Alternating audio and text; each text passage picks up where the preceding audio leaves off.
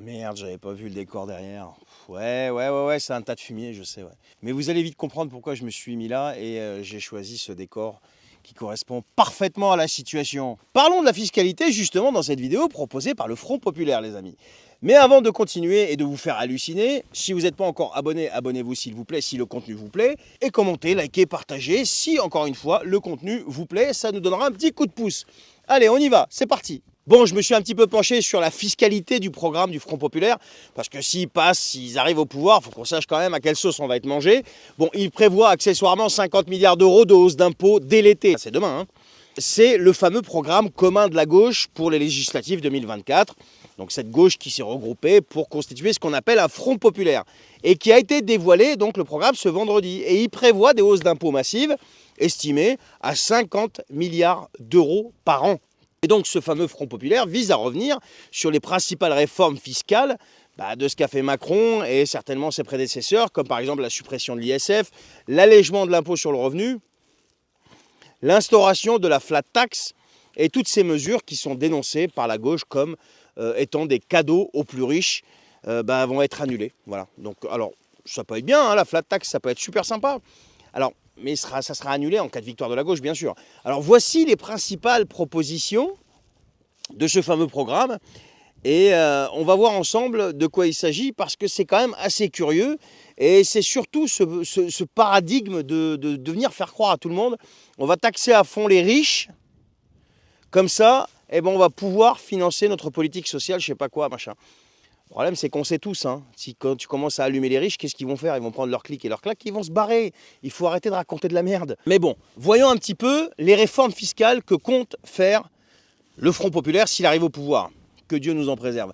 Alors il y a la suppression de la plupart des mesures fiscales de l'ère Macron, comme je vous avais dit. Il prévoit de revenir sur l'impôt de solidarité sur la fortune, donc le fameux ISF, l'allègement du barème d'impôt sur le revenu et l'instauration de la flat tax sur les revenus du capital. Un peu plus en détail, ça donne que l'ISF, en fait, ils veulent rétablir une ISF avec une composante climatique pour générer environ 15 milliards d'euros par an. Alors, je ne sais pas ce que c'est que cette composante climatique, mais bon.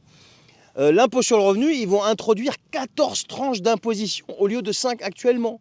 Ce qui va rendre, d'après eux, l'impôt plus progressif. L'objectif, c'est de récupérer 5 milliards d'euros de réduction accordée par Macron en 2020.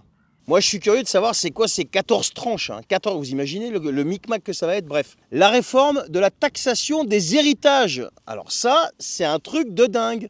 Ils vont introduire un héritage maximum, non précisé dans le programme, mais fixé à 12 millions d'euros en 2022 par l'ancienne NUPES qui visait à générer 17 milliards d'euros par an.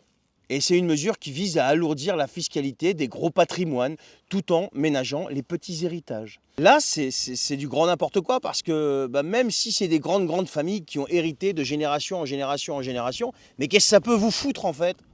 Pourquoi vous voulez les taxer? Je comprends pas moi ça. Vous qui êtes avide de justice, mais les gens qui ont constitué des gros patrimoines, mais ils ont droit, s'ils ont bossé pour ça, ils n'ont rien volé à personne. Enfin bref.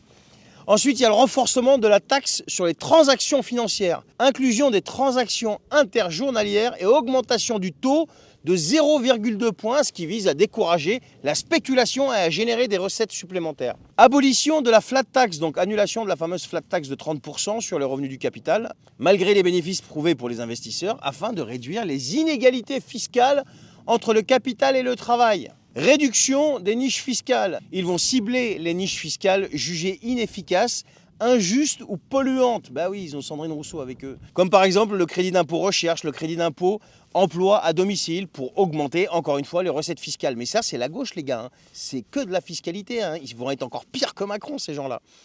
Ils vont aussi faire des réformes sociales et économiques et blablabla.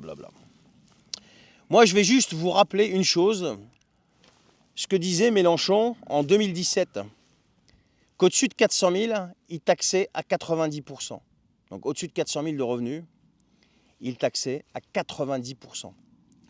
Ces gens-là, s'ils arrivent au pouvoir, ça va être Macron en 1000 fois pire, vous allez voir. Alors là, vous allez me sauter dessus pour ceux qui sont branchés NUPES à gauche ou je sais pas quoi, ils vont être 1000 fois pire.